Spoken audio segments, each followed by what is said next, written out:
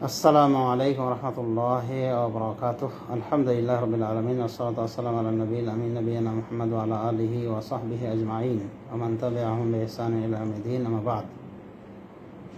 সমাজ শুদ্ধি আমরা আগে জেনেছি যে সিয়াম যাদের উপর ফরজ তারা হলো মুসলিম, আকিল, বালিগ, মুকিম, খালি আনিল মাওয়ানি শারঈয়া, অর্থাৎ মুসলিম হতে হবে এবং জ্ঞান সম্পন্ন হতে হবে, প্রাপ্তবয়স্ক হতে হবে এবং মুকিম অবস্থায় থাকতে হবে। মানে মুসাফির থাকলে শ্যাম তাৎক্ষণিক ফরজ নয়। অনেক 8টি শর্ত হলো যে শ্যাম পালনে যে সমস্ত বিষয় বাধা শরীয়ত সম্মত হবে সেগুলি থেকে পবিত্র থাকতে হবে, মুক্ত থাকতে হবে। তো মুসলিম বলতে নন মুসলিম শ্যাম বাতিল,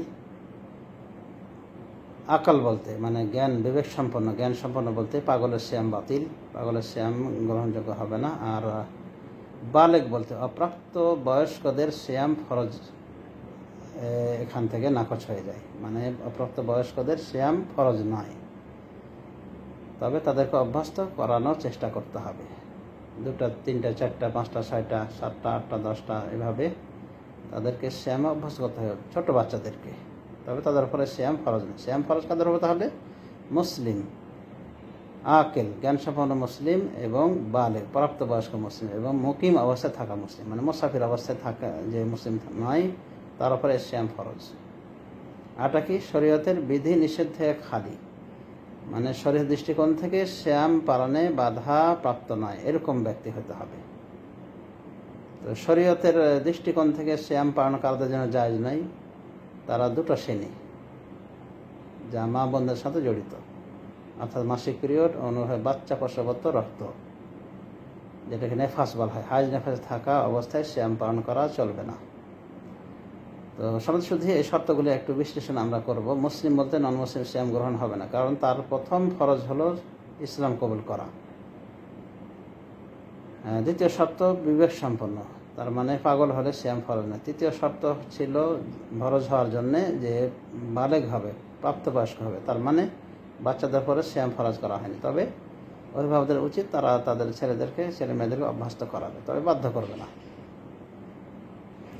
আর মুকিম মানে মুসাফির নয়, তার মানে মুসাফিরের জন্য শ্যামের বিষয়টা ব্যাখ্যা সাপেক্ষ। মুসাফিরের সফর যদি কষ্টকর হয় তাহলে একটাই কথা, বেশি কষ্টকর হলে সে শ্যাম পরিত্যাগ করে শ্যাম বিরতি দিবে সফরের অবস্থায় এবং পরে কাজা আদায় করবে।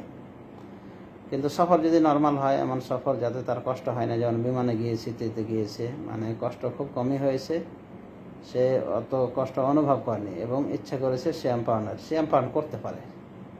কষ্ট না হলে কেউ বলছে শ্যাম পালন করা মোস্তাহাব বা স্বাভাবিক, নর্মাল কষ্ট হলো শ্যাম পালন করতে পারে মোস্তাহাব, যদি ইখতিলাফ রয়েছে। তো মোট কথা মুসাফিরের জন্য ছাড় রয়েছে, সে ইচ্ছা করলে শ্যাম পরবর্তী কাজা আদায় করবে। তবে অতিরিক্ত কষ্ট হলে অবশ্যই তাকে শ্যাম পরিত্যাগ করতে হবে, মানে সফরের অবস্থায়। শরীয়তের বিধি থেকে শরীয়ত সম্মতভাবে যাদের শ্যাম পালন নিষিদ্ধ তারা 2টো শ্রেণী, মা বোন, অর্থাৎ তাদের কারো কারো মাসিক হয়, মাসিক পিরিয়ড থাকে, মাসিক পিরিয়ড থাকার কারণে শ্যাম পালন করতে পারবে না, বা শ্যাম কন্টিনিউ করছিল, মাসিক পিরিয়ড চলে আসছে, শ্যাম পালন হবে না, শ্যাম বৈধ হবে না। এর মতো অবস্থায় অনুভাবে নেফাস, বাচ্চা প্রসবত রক্ত যতদিন ঝরবে ততদিন শ্যাম কন্টিনিউ করতে পারবে না, কিন্তু পরবর্তী সুস্থ হলে আদায় করবে। এখানে একটা বিষয় বলে রাখা ভালো যে 40 দিন পর্যন্ত অনেক মা বোন বাচ্চা প্রসবতর বসে থাকেন, তারা মনে করেন যে 40 দিন পর্যন্ত এবাদবন্দি গ্রহণ হবে না, অতএব নামাজ আদায় করা যাবে না। অথচ সে সুস্থ হয়ে গেছে, মানে রক্ত ঝরা বন্ধ হয়েছে, নেফাস বন্ধ হয়েছে, এরপরও 40 দিন পর্যন্ত বসে থাকার কোনো অর্থ হয় না। এটা ভুল বুঝাবুঝির ভুল। তো এরকম যেন না হয় এটা আমাদের খেয়াল করতে হবে। 40 দিন মানে 40 দিন হলো সর্বর্ধ গতি, সর্বর্ধ সীমা, মানে এরপরও যদি রক্ত বের হয় তাহলে সেটা দোষের রক্ত বলে গণ্য হবে, অসুখের রক্ত বলে গণ্য হবে, সেটা আর নেফাস বলে গণ্য হবে না। এটাই হলো উদ্দেশ্য। কিন্তু 40-এর আগে যদি পাক হয়ে যায়, 1 সপ্তাহ পরে, 1.5 সপ্তাহ পরে, 3 দিন পরে, 4 দিন পরে, এক কথা যখন এই রক্তস্রাব থেকে পাক হয়ে যাবে তখনই ফরজ গোসল করে সব কিছু কন্টিনিউ করতে পারবে। হ্যাঁ, তো যাদের শ্যাম গ্রহণযোগ্য হবে না, শ্যাম পালন করাই তাদের জন্য গুনাহের কাজ, তারা কারা? যারা মাসিক আক্রান্ত অথবা রক্তস্রাব যাচ্ছে বাচ্চা প্রসবোত্তর।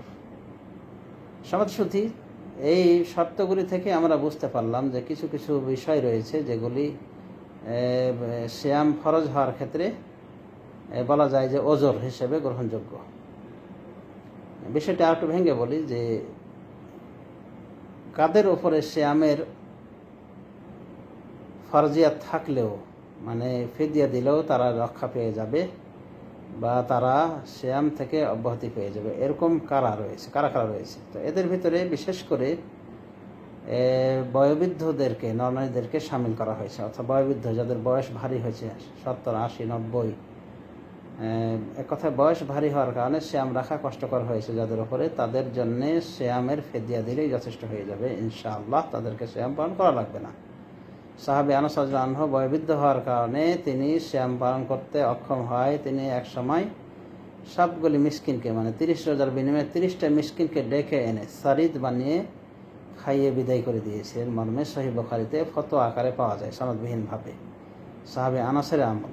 তাহলে বয়োবৃদ্ধ অবস্থায় রোজা রাখা কষ্টকর হলে তারা ফিদিয়া দিবে, তাদের উপর সিয়াম রাখা ফরজ নয়। অনুভাবে মা বোন যারা গর্ভবতী, গর্ভের সন্তান ভারী হয়ে এসেছে, যেমন 6, 7, 8 মাস বা 9 মাস, এক কথায় গর্ভের কারণে কষ্ট হচ্ছে।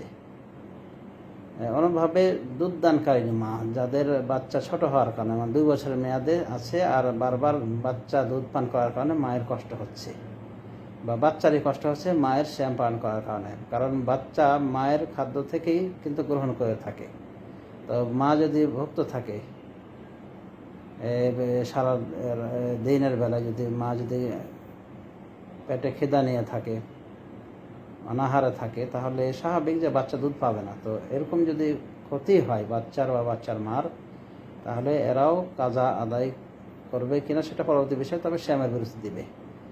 2 শ্রেণীর মা বোন সিয়ামের বিরতি দিবেন: যাদের বাচ্চা গর্ভে রয়েছে এবং গর্ভ ভারী হওয়ার কারণে সিয়াম রাখা কষ্টকর, বা যাদের বাচ্চা অলরেডি হয়ে গিয়েছে, 2 বছরের ভিতরে রয়েছে বাচ্চা, বারবার দুধ খাচ্ছে, সে কারণে মায়ের কষ্ট হচ্ছে, বা মায়ের সিয়ামের কারণে বাচ্চার কষ্ট হয়, তাহলে এনারা সিয়াম বিরতি দিবেন, সিয়াম রাখবেন না। এটা সমস্ত ওলামায়ে কেরাম একটাই কথা। তবে পরবর্তী কী করতে হবে সে বিষয়ে একটা লাভ রয়েছে। অধিকাংশ ওলামায়ে কেরাম মনে করেন যে পরবর্তীতে কাজা আদায় করবে, যখন ভালো হয়ে যাবে, অর্থাৎ বাচ্চা বড় হলে কাজা আদায় করবে।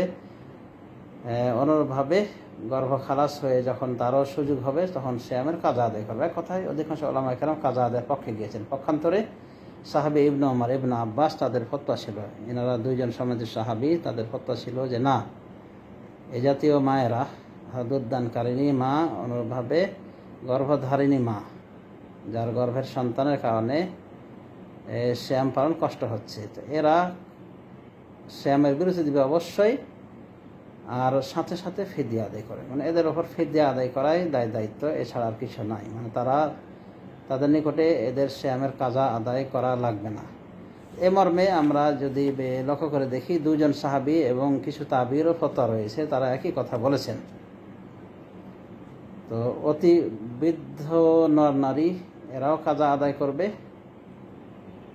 করবে না, ফিদিয়া দিবে। অনুভাবে এদের মতোই গর্ভধারণকারিণী, অনুভাবে বাচ্চাকে দুধদানকারিণী মায়েরাও ফিদিয়া আদায় করবে, এদেরকে ফিদিয়া ছাড়া কাজা আদায় করা লাগবে না।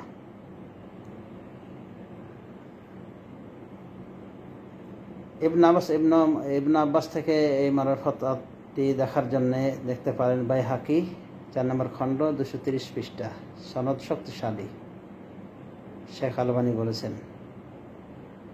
অনুফতা ইবনে ওমর থেকে এসেছে, মানে ইবনে ওমর এই কথা বলতেন যে গর্ভধারণকারিণী, বাচ্চাকে দুধদানকারিণী মা সিয়ামের কাজা আদায় করবে না, বরং ফিদিয়া দিবে আর সিয়াম থেকে বিরত থাকবে। যদি বাচ্চার জন্য বা গর্ভস্থ সন্তানের জন্য তাদের উপর সিয়াম রাখা কষ্টকর হয়, তাহলে তারা এটাই করবে।